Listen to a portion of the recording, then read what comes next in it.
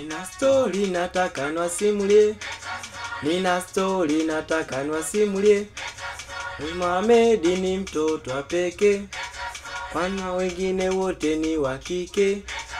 Ninalipata kazi ya polisi, wena mafunzo chuo cha CCP. Achana na Mohamed na kupa tena, wei ni story kuhusu dada Amina.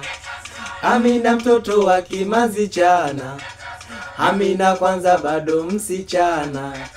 Sema wazazi washakata lingi, nyumbani yendo maza yendo lingi. Sema Amina alikuwa sholi, we kabla ya kwenda Kilele poli, yani aliko na kuloli.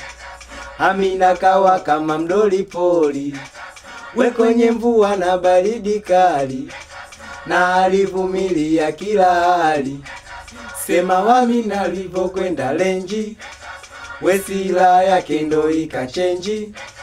Na simnampata yule Mwangosi, kapigwa 2 3 za utosi, na makamanda wakasema hosi, sindo likampata bonge la kesi. Sasa kapitishwa na Mlandula, we akabadilika mpaka sura, sindo kamdaka kwenda mjini. Kufika mjini kawekwa ndani. Sasa Amina alivyokuwa ndani, sindo yakamtoka ya moyoni, kwamba sababu wafande Simoni we ananita siku viwanjani. Sema sijui anataka nini, mala mbusu shavu mala shingoni.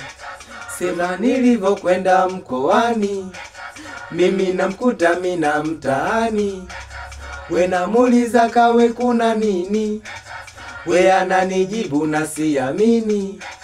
Sasa Amina hayupo jeshini, we analanda mitaani.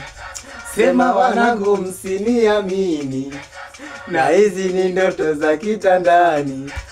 Sikakulupuka kwenda kazini, mikumbe nimechelewa lindoni. Unipele mbewe mama ulinge.